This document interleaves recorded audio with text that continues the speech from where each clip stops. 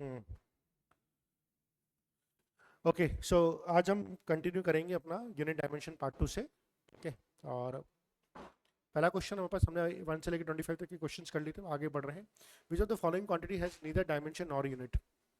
तो डायमेंशन भी नहीं होनी चाहिए और यूनिट भी नहीं होनी चाहिए, ठीक है। सो एंगल की डायमेंशन नहीं होती, लेकिन एंगल की यूनिट होती है, ठीक है, रेडियन। और करंट की यूनिट होती है, इंटेंसिटी की यूनिट होती है, कॉफिशिएंट ऑफ फ्रिक्शन ही होता है जिसकी यूनिट भी नहीं होती और डायमेंशन भी नहीं होती। तो third is the correct answer. जो 11th क्लास के बच्चे हैं उनको थोड़ा समझने में दिक्कत आ सकती है भी, उन्होंने फ्रिक्शन नहीं पढ़ा होगा, लिमिट इंटेंसिटी नहीं पढ़ी होगी, इलेक्ट्रिक करंट नहीं पढ़ी होगी, लेकिन जो बच्चे रिपीट कर रहे हैं उनको दिक्कत नहीं आनी चाहिए। और या dimension of the relative density, ठीक है, रिलेटिव डेंसिटी, जैसे रिलेटिव टर्म आता है हमें समझ में आना चाहिए कि ये डेंसिटी डिवाइडेड बाय डेंसिटी। जब भी कोई चीज़ रिलेटिव होती है तो ऊपर न्यूमरेटर में भी वही क्वांटिटी होती है जो डिनोमिनेटर में होती है। तो इसका मतलब है कि रिलेटिव चीज़ें जो भी होगी वो हमेशा डायमेंशन लेस होगी, ठीक है।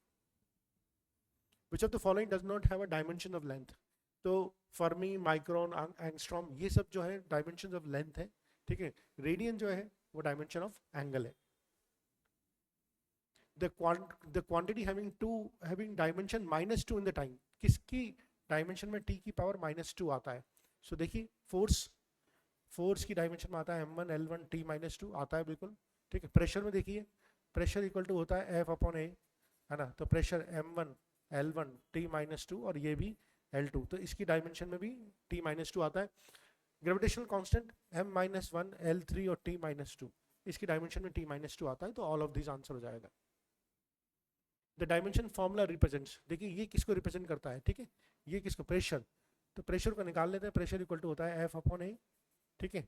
ये हो जाएगा m1 l1 t-2 upon l2, तो ये हो जाएगा m1 l-1 t-2। तो प्रेशर में तो नहीं आता। पावर देख लेते हैं, ठीक है, पावर, एनर्जी देख, लीनियर मोमेंटम देख लेते हैं। लीनियर मोमेंटम क्या होता है, मास इनटू वेलोसिटी, इसमें भी L2 नहीं आएगा। एनर्जी देख लेते हैं, mv² होता है, ठीक है। तो m का मतलब m1 और v² l2 t-2, तो इसमें L2 आ रहा है अपना, ठीक है, इसमें अपन को L2 आ रहा है। और पावर, तो डायमेंशन फॉर्मूला रिप्रेजेंट्स, ठीक है, ये किस किस में रिप्रेजेंट करता है। तो ये आ गया पावर की अगर बात करें तो P इक्वल टू, ये तो प्रेशर है, ठीक है। अगर मैं पावर की बात करता हूँ, पावर इक्वल टू ये भी बोल सकता हूँ F/V। तो ये हो जाएगा m1 l1 t-2 और v हो जाएगा l1 t-1। तो पावर की बात करूँगा तो m1 l2 t-3 आ जाएगा, तो ये भी नहीं होगा। So energy is the only thing जो हमारा ये फॉर्मूला रिप्रेजेंट करता है, ठीक है।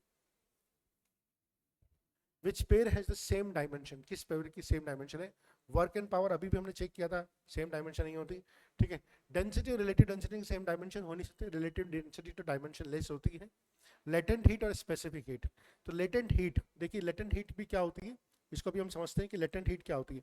लेटेंट हीट इक्वल टू, अभी 11th वाले बच्चे हैं तो उनको समझ में नहीं आएगा, तो हम इसको छोड़ सकते हैं। तो लेकिन आप देखेंगे momentum impulse F equal to होता है delta P upon delta T, है ना। अगेन अगर आप 11th के बच्चे हैं तो आपको न्यूटन का सेकंड लॉ जो आपने 9th में पढ़ा होगा, F equal to delta P upon delta T होता है। और डेल्टा P जो होता है वो होता है F इंटू डेल्टा T। और F इंटू डेल्टा टी यानी कि फोर्स छोटी ड्यूरेशन के लिए अप्लाई होता है, उसको अपन इम्पल्स भी बोलते हैं। तो change in momentum and impulse ये सेम चीज़ है। अगर ये सेम चीज़ है तो इसकी डायमेंशन भी सेम होगी। और अगर आप इसको भी जानना चाहें कि लेटेंट हीट क्या होती है, तो जो लेटेंट हीट होती है वो होती है Q/m, है ना। पर यूनिट मास के लिए अपन जो Q होती है इसको निकालते हैं, तो ये हो जाएगा Q मतलब एनर्जी m1 l2 t-2 और ये m1 ये कट जाएगा, तो ये हो जाएगा l2 t-2, ये हमारी आ जाएगी लेटेंट हीट। लेकिन हमें ये भी देखना है कि क्या लेटेंट हीट और स्पेसिफिक हीट, और स्पेसिफिक हीट क्या होती है, Q equal to M H delta T होती है ना, डेल्टा थीटा बोल दीजिए। और यहाँ से निकाल लेंगे S इक्वल टू जाएगा Q upon M del sorry Q upon M delta theta. और इसकी जो डायमेंशन आ जाएगी वो आ जाएगी L2 t-2 और θ-1, ठीक है। तो ये लेटेंट हीट और जो स्पेसिफिक हीट है, ये दोनों की डायमेंशन सेम नहीं है। मैं बार बार बोलता हूँ, जो 11th क्लास के बच्चे हैं उनको बहुत सारी चीज़ें इसमें समझ में नहीं आएगी, बिकॉज उन्होंने अभी ये चैप्टर्स पढ़े हुए नहीं है। टेक्निकली मुझे लगता है कि यूनिट एंड डायमेंशन हमेशा लास्ट में पढ़ाया जाना चाहिए, पर ठीक है, कोचिंग का जो भी सिस्टम है वो फॉलो कर रहे हैं।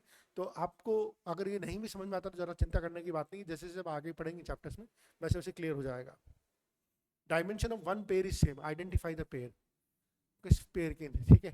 देखिए एंगुलर मोमेंटम और वर्क, अच्छा निकाल के देख लेते हैं। टॉर्क और एनर्जी, तो टॉर्क क्या होता है, आर क्रॉस एफ होता है, ठीक है, और ये हो जाएगा m1 L1, और ये हो जाएगा m1 L1 T-2, तो टॉर्क, तो ये हो जाएगा m1 L2 T-2, और एनर्जी की भी डायमेंशन सेम होती है, एनर्जी भी यही चीज होती है, एनर्जी की भी यही चीज होती है। तो ये तो हमारा सही दिख ही रहा है। Angular momentum on work, angular momentum होता है mvr, ठीक है, तो m1 L1 T-1 और L1, तो ये हो जाएगा m1 L2 T-1। वर्क की डायमेंशन तो m1 L2 T-2 होती है, तो ये सेम नहीं है। एनर्जी प्रेशर भी सेम नहीं होता है। Light year and solar day, ये बहुत इंपॉर्टेंट। लाइट ईयर जो होता है वो डिस्टेंस होता है, हमारी लाइट एक साल में कितना डिस्टेंस ट्रेवल करती है उसको हम बोलते हैं लाइट ईयर, तो ये डिस्टेंस है, इसकी डायमेंशन L1 होगी। सोलर डे, अर्थ जो जो कितना टाइम लगाती ट्रेवल करने में, ठीक है, 24 आवर्स है कि जो ऑर्बिटल टाइम है, ठीक है ना, सन का, अर्थ का जो टाइम है, ऑर्बिटल टाइम है, वो है 24 आवर्स, तो इसकी जो डायमेंशन है वो भी टी है, तो ये देखिए डायमेंशन डिफरेंट है, तो जो सही आंसर है वो टॉर्क और एनर्जी ही रहेगा। The method of dimension analysis cannot be used to drive which of the following relations, कौन से मेथड को हम यूज नहीं कर सकते। देखिए डायमेंशन एनालिसिस को डायमेंशन एनालिसिस को यूज करके हम क्या चीज़ों को ड्राइव नहीं कर सकते, कोई भी ट्रिग्नोमेट्री फंक्शन को ड्राइव नहीं कर सकते, एक्सपोनेंशियल फंक्शन को ड्राइव नहीं कर सकते, है ना, और ट्रिग्नोमेट्रिक एक्सपोनेंशियल लॉगरिथम फंक्शन को हम ड्राइव नहीं कर सकते हैं, ठीक है, और जहाँ पर भी दो या दो से ज्यादा फंक्शंस का सम आता है ना, उनको भी हम ड्राइव नहीं कर सकते, ठीक है, ऐसा सम जिसमें दो या दो से ज्यादा चीज़ों को ऐड किया जाता है, उन सबको हम ड्राइव नहीं कर सकते। तो ये सभी एप्लीकेबल है, इन सभी को हम डायमेंशन एनालिसिस के थ्रू ड्राइव नहीं कर सकते, तो ये है ना, आपको समझना होगा। Next, if dimensions of A and B are different then which of the following operations valid. देखिए अगर डायमेंशंस अगर डिफरेंट है तो क्या क्या वैलिड हो सकते हैं। देखिए ये तो वैलिड नहीं होगा, ये तो तभी वैलिड होगा जब सेम डायमेंशन है, ये भी वैलिड नहीं होगा। इसी तरह से हमें मालूम है एक्सपोनेंशियल फंक्शन डायमेंशन लेस होते हैं, तो ये वैलिड तभी हो सकता है जब दोनों की डायमेंशन सेम हो, तो ये भी वैलिड नहीं होगा। सिर्फ एक डिवीजन वाला फंक्शन है जो ही वैलिड है। Which of the following is a correct statement? A dimensionally correct equation may be correct. A dimensionally correct equation may be correct. देखिए अगर कोई डायमेंशनली करेक्ट इक्वेशन है, डायमेंशनली करेक्ट इक्वेशन है, जैसे मान लीजिए एग्जांपल लिया is equal to ut plus half at square, ठीक है, ये डायमेंशनली करेक्ट इक्वेशन है, तो ये करेक्ट मतलब अगर कोई डायमेंशनली करेक्ट इक्वेशन है तो करेक्ट हो सकती है, नहीं भी हो सकती है, ठीक है, कैसे कि मैं बताऊं, अगर मैं s equal to ut plus 1/3 at square कर दूंगा तो ये डायमेंशनली तो करेक्ट है लेकिन फिजिकली इनकरेक्ट है। सो अगर कोई डायमेंशनली करेक्ट इक्वेशन है वो फिजिकली करेक्ट हो भी सकती है, नहीं भी हो सकती है, तो पहला तो हमारा सही है ना। नेक्स्ट, आ डायमेंशनली करेक्ट इक्वेशन में भी इनकरेक्ट, तो ये देखिए ये एग्जांपल है, ये डायमेंशनली तो करेक्ट है लेकिन फिजिकली इनकरेक्ट है, तो ये भी सही है। Next, a dimensionally incorrect equation is incorrect, कोई इक्वेशन अगर डायमेंशनली इनकरेक्ट है, वो डायमेंशनली मैच नहीं कर रही तो ऑब्वियसली फिजिकली मैच नहीं कर। फॉर एग्जांपल अगर बोल देता हूँ S equal to ut square plus half at cube, तो ये डायमेंशनली इनकरेक्ट है, अगर कोई चीज डायमेंशनली इनकरेक्ट है तो फिजिकली तो इनकरेक्ट होनी चाहिए, तो ये भी सही है और ऑब्वियसली ये भी सही है। All of this which of the following is incorrect, तो याद रखना इसमें ध्यान से पढ़ने की बात है कि कौन सा इनकरेक्ट है। All derived quantities may be represented dimensionally in terms of the base quantities, all derived quantities may be represented dimensionally in terms of the base quantities. जैसे फोर्स की बात करें, इसका मतलब होता है m है, इसको रिप्रेजेंट कर सकते हैं m1 L1 T-2। तो हमारी जो बेस क्वांटिटी होती है मास, लेंथ, टाइम एंड टेम्परेचर, उसमें हम सारी ड्राइव क्वांटिटी रिप्रेजेंट कर सकते हैं, तो ये तो ट्रू है। हमें तो फॉल्स चाहिए, क्या चाहिए हमें, फॉल्स चाहिए। अब base quantities can not represent dimension in terms of other base quantities, कोई बेस क्वांटिटी को हम दूसरी बेस क्वांटिटी टर्म्स में रिप्रेजेंट नहीं कर सकते। बिल्कुल सही बात बोल रही है। बेस क्वांटिटीज क्या होती है, हमारी मास, लेंथ और टाइम। क्या हम मास को लेंथ और टाइम की फॉर्म में एक्सप्रेस कर सकते हैं, बिल्कुल नहीं कर सकते, तो ये भी करेक्ट स्टेटमेंट है, ठीक है। The dimension of a dried quantity is never zero in any base quantity, ये देख लेते हैं। The dimension of a dried quantity is never zero in any base quantities, ठीक है। सो क्या हम कोई ऐसा कोई सोच सकते हैं ठीक है, जिसमें dimension of right quantity zero. सोचिए क्या एंगल की बात करें हम, एंगल की डायमेंशन क्या होती है, m0 l0 t0। Angle is a drive quantity और इसकी डायमेंशन होती है m0 l0 t0, लेकिन इसकी डायमेंशन जीरो होती है। तो बेस क्वांटिटी ये बोल रहा है कि इट्स नेवर जीरो, तो ये तो फॉल्स स्टेटमेंट है ना, ये तो फॉल्स हो गया। और dimension of base quantity other base quantity is always zero. The dimension of base quantity in other base quantity is always zero. अगर मास की बात करूंगा तो ऑब्वियसली l0 t0 आएगा, लेंथ की बात करूँ तो ऑब्वियसली m0 t0 आएगा। तो ये तो फोर्थ तो बिल्कुल सही है। तो जो करेक्ट फॉल्स स्टेटमेंट है वो थर्ड ही है, हमसे पूछा भी फॉल्स ही था। ठीक है, हम ये कर सकते हैं। 37 आपसे पूछा हुआ है कि x equal to AT plus BT square, x is in metre, t is in hour, the unit of b। Unit of b क्या होगी? तो देखिए आप, हमें मालूम है सेम चीज़ों को जोड़ा और घटाया जाता है हमसे। BT स्क्वायर है, x चूंकि लेंथ है तो हम इसको बोल सकते हैं L1, और b की डायमेंशन निकालनी है, और ये t स्क्वायर में t की डायमेंशन T2 L1, तो b की डायमेंशन जाएगी L1 t माइनस 2। तो अगर हम इसकी बात करेंगे तो ये हो जाएगा metre per hour square, metre per hour square. आइए, F equal to AT plus BT square दिया गया है ना, और T टाइम दे रखा है, फोर्स दे रखा है ना, ये फोर्स दे रखा है F equal to AT plus BT square. ठीक है, सो AT इक्वल टू क्या बोल सकता हूँ मैं, M1 L1 T माइनस 2, और ये हो जाएगा T1 M1 L1 T minus 2, और यहाँ से सॉल्व किया तो M1 L1 T माइनस 3, ये तो हो गया A की डायमेंशन। इसी तरह से B की डायमेंशन की बात करूँगा तो BT square BT2 M1 L1 T minus 2। ठीक है, M1 BT स्क्वायर है ना, BT स्क्वायर, हाँ। तो M1 L1 T माइनस 2, मुझे B की डायमेंशन निकालनी है, तो B की जो डायमेंशन हो जाएगी M1 L1 और T माइनस 4। क्या दे रखा है, क्या कहीं दे ही नहीं रखा मुझे लगता है। Dimensions of A and B are, so AT M1 L1 T minus 2, A की डायमेंशन ये T1 AT plus BT square, तो A की dimension M1 L1 T minus 3 तो निकल गई हमारी, है ना। The dimensions of A and B are, A की तो निकल गई, B की BT स्क्वायर, तो BT square M1 L1 T minus 2 M1 L1, ये इधर जाएगा T माइनस 4। तो ये सब गलत लग रहे हैं, ये M1 L1 T माइनस 3 है, ये M1 L1 T माइनस 1 नहीं आके ये आएगा M1 L1 T माइनस 4। तो मेरे ख्याल से इसको, इस आंसर को करेक्ट कर सकते हैं M1 L1 T माइनस 4, इसको हम बोल सकते हैं। ठीक है, तो थोड़ी सी मिस्टेक शायद या तो क्वेश्चन में होगी या ऑप्शंस में होगी। दरवाजा लगा दो। नेक्स्ट, आइए next, if displacement equal to 1/3 FT cube, then F is the dimension. तो हमें मालूम है इसकी डायमेंशन कितनी होती है, L1, S की डायमेंशन होती है L1, F निकालना है, और ये T3 है, तो F की डायमेंशन हो जाएगी L1 T minus 3। So this is M0 L1 T minus 3, M0 L1 T minus 3, ये डायमेंशन हो जाएगी। The time depends on physical quantities given by P equal to P0 e की power minus, हाँ ये जो correction है ये है P equal to P0 e की पावर माइनस अल्फा t है, ये गलत हो गया। Alpha is a constant and time is a t is a time. हमें पूछा है अल्फा क्या होता है, हमें मालूम है एक्सपोनेंशियल डायमेंशनलेस होता है, तो अगर ये t है और इस पूरे को डायमेंशनलेस होना है, ये अल्फा t है और इस पूरे को डायमेंशनलेस होना है m0 l0 t0, और ये t है तो इसकी डायमेंशन 1, तो m0 l0 t0, तो अल्फा की डायमेंशन हो जाएगी m0 l0 t माइनस 1, तो इसकी डायमेंशन हो जाएगी t माइनस 1। इस तरह से कर सकते हैं इसको। Given the force Pt minus 1 plus Q2, Q is a time, then the unit of P is same as that of P। तो पहले तो हम P की डायमेंशन निकाल लेते हैं। हमें मालूम है ये फोर्स है, यानी कि लेफ्ट हैंड साइड में फोर्स इक्वल टू हो जाएगा M1 L1 T माइनस 2, और PT T माइनस 1 है ना, और यहाँ से हम P की डायमेंशन निकाल लेंगे। P की डायमेंशन हो जाएगी M1 L1 T माइनस 1, और ये जो डायमेंशन होती है मोमेंटम की डायमेंशन होती है, जो P की जो डायमेंशन है वो मोमेंटम की डायमेंशन है।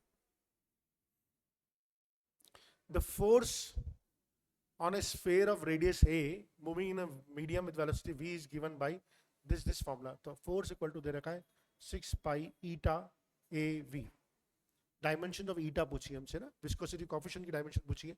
तो देखिए ये तो हो जाएगा m1 l1 t माइनस 2, ये तो सब कांस्टेंट है, इनको छोड़ दीजिए। ईटा a रेडियस यानी कि l1, v वेलोसिटी इसकी डायमेंशन स्पीड या जो भी l1 t माइनस 1, इसको सॉल्व करेंगे तो ये हो जाएगा m1 l1 t minus 2 l2 t minus 1 और ये हो जाएगा ईटा। तो ईटा की डायमेंशन हो जाएगी m1 l minus 1 t minus 1, m1 l minus 1 t minus 1, m1 l minus 1 t minus 1, ये डायमेंशन हो जाएगी। ओके ये भी जो क्वेश्चन है ये भी सिंपल सा क्वेश्चन है। Force is given in terms of time t and displacement by the equation a cos bx plus c dt। Dimension निकालनी है हमें d और b की, है ना। तो देखिए f इक्वल टू लिख लेते हैं a cos bx plus c sin dt। तो d की डायमेंशन हो जाएगी t माइनस 1, हमें मालूम है अंदर की डायमेंशन वही होती है डायमेंशन ऐसे, अगर ये t है तो it has to be t minus 1, तभी तो कैंसिल आउट होगी। ये x है तो this has to be l minus 1, this has to be l minus 1। अब हमसे क्या पूछा है d और b, d और b, तो d बाई b पूछा है। अब d कितना है t माइनस 1, l कितना है b कितना है l माइनस 1, इसको सॉल्व करेंगे तो क्या हो जाएगा l1 t minus 1, l1 t minus 1। तो इसमें कुछ कुछ गलती लग रही है आंसर में, हम यहाँ पर चाहें तो इसको कर सकते हैं कोई सा मेरा फाइनल आंसर जो आ गया वो आ गया m0 l1 t माइनस 1, ये this is the final answer. मुझे लगता है कुछ ऑप्शंस में टाइप करने में दिक्कत आ गई है ना। Okay for a body moving along x axis the distance traveled by the body from a reference point is given as the function a and b are constant, the dimension of under root a is, तो हमें मालूम है left hand side में distance है तो ये l1, तो a की डायमेंशन क्या हो जाएगी at2, तो a की डायमेंशन हो जाएगी l1 t माइनस 2। इसी तरह से यहाँ पर डायमेंशन जाएगी l1 और b की डायमेंशन तो l1 ही हो जाएगी, तो अंडर रूट ab की डायमेंशन, अंडर रूट ab की डायमेंशन हो जाएगी l2 t minus 2 which is l1 t minus 1 which is speed. ठीक है ये हो जाएगा स्पीड, अंडर रूट ab की डायमेंशन वही हो जाएगी जो स्पीड की dimension. In the relation y equal to r sin omega t minus kx, the dimension of omega and k, तो देखिए ओमेगा अंदर की डायमेंशन हमें मालूम है कि डायमेंशन लेस होता है, तो अगर ये ओमेगा t है तो इसका मतलब है कि ओमेगा की डायमेंशन होगी t माइनस 1, k की डायमेंशन हो जाएगी l minus 1 omega by k t minus 1 l minus 1 which is l1 t minus 1, l1 t minus 1, तो ये आंसर आ जाएगा m0 l1 t माइनस 1, है ना। Wave is represented by this the dimension of a b c r, तो a की dimensions t minus 1, b की dimension l minus 1, c की dimension कुछ नहीं है ना, कुछ नहीं होगी, यानी कि m0 l0 t0 होगी। तो t minus 1 l minus 1 m0 l0 t0, कैसे जो t की डायमेंशन उसके अपोजिट ही a की डायमेंशन होगी, अंदर की सब चीजें डायमेंशन ऐसे होती है। 10 a की power plus 3, dimension of a is 10 a की पावर प्लस 3। एक बार देख लेते हैं क्वेश्चन क्या है 47। हाँ तो ये 10 a की पावर प्लस 3 नहीं है, 10 80 प्लस 3 है, थोड़ा सा करेक्शन है यहाँ पर, a की जगह आ जाएगा 80 प्लस 3। तो डायमेंशन ऑफ a, तो अगर ये एक्सपोनेंशियल है, अगर ये t है तो a की डायमेंशन हो जाएगी t माइनस 1, a की डायमेंशन हो जाएगी t माइनस 1। यहाँ पर भी गलती होगी है m0 l0 t की पावर माइनस 1 आना चाहिए। ठीक तो ये करेक्ट a प्लस 3 होना चाहिए, a प्लस 3, यहाँ पर a प्लस 3 नहीं है, यहाँ पर a के साथ t और दिया हुआ है। ठीक है the equation dv by dt equal to at minus bv is describing the rate of change of velocity of a body falling from a rest in a resisting medium, the dimensions of a and b are। तो देखिए इधर क्या दे रखा है dv by dt, dv by dt हमें मालूम है अब तक काइनेमेटिक्स पढ़ चुके होंगे हम, ये होता है एक्सेलरेशन, और एक्सेलरेशन की डायमेंशन होती है l1 t minus 2। Acceleration dimension क्या होती है l1 t minus 2। पहले a की डायमेंशन निकाल लेते हैं, a की t1, तो इसको सॉल्व किया तो a की डायमेंशन आ जाएगी l1 t minus 3 हो गया। अब हमने bv को सॉल्व किया l1 t minus 2, b की डायमेंशन है l1 t minus 1, l1 से l1 कट गया और b की डायमेंशन आ गई t minus 1, तो a की डायमेंशन आ गई l1 t minus 3 और b की डायमेंशन आ गई t minus 1, तो सेकेंड ऑप्शन हमारा बिल्कुल मैच हो रहा है। Next y represent distance and x represents time, ये डिस्टेंस रिप्रेजेंट करता है तो D square Y upon D X square, ठीक है। बेसिकली डिस्टेंस को हमने 2 बार डिफरेंशिएट कर दिया, 2 बार डिफरेंशिएट कर दिया तो एक्सेलरेशन हो गया, तो ये हो गया L1t minus two, L1t minus two. जो इसने बोला है यहाँ पर x को उसने टाइम रिप्रेजेंट किया है, और टाइम रिप्रेजेंट किया है, और हमें मालूम है अगर हम डिस्टेंस का 2 बार डिफरेंशिएशन कर देते हैं तो वह एक्सेलरेशन आ जाता है, ठीक है। तो L1t माइनस टू यानी कि ये वाला हो गया हमारा 50। If energy, velocity and force must be taken as a fundamental quantities, then what are the dimension of the mass? ठीक है, तो ये एक अच्छा सवाल है, ठीक है। अब आप देखिए कैसे करते हैं इसमें सवाल ड्राइव करने में। तो m is proportional to energy, तो मान लीजिए एनर्जी की पावर a, वेलोसिटी की पावर b और फोर्स की पावर c, है ना। और यहाँ पर हम लिख देंगे m1 l0 t0, और एनर्जी को हम लिख देंगे m1 l2 t minus two की पावर a, और ये लिख देंगे L1 t माइनस वन की पावर b, और F हो जाएगा हमारा m1 L1 t minus two की पावर c, ठीक है। अब इसमें अपन मैच कर लेते हैं, यहाँ पर एक बार और थोड़ा सिंप्लीफाई कर लेते हैं, प्रोपोर्शनल m वाली टर्म्स को एक साथ लेते हैं, m की पावर a, और ये हो जाएगा a plus m1 L2 t minus two, और ये L1, तो m1 की हो जाएगी a प्लस c, ठीक है। L का लिख लेते हैं 2a प्लस b प्लस c, t का लिख लेते हैं minus 2a minus b minus 2c, ठीक है। और this is proportional to m की पावर 1 L की पावर 0 t की पावर 0। इक्वेट कर देते हैं तो आपको आ जाएगा यहाँ पर a plus C equal to 1, और यहाँ आ जाएगा 2a प्लस b प्लस c इक्वल टू 0, यहाँ पर आ जाएगा minus 2a minus b minus 2c equal to 0, ठीक है। ये 3 इक्वेशंस आ गए, आपको 3 वेरिएबल सॉल्व करने हैं। मैं वेरिएबल सॉल्व करने की टेक्निक भी बता देता हूँ।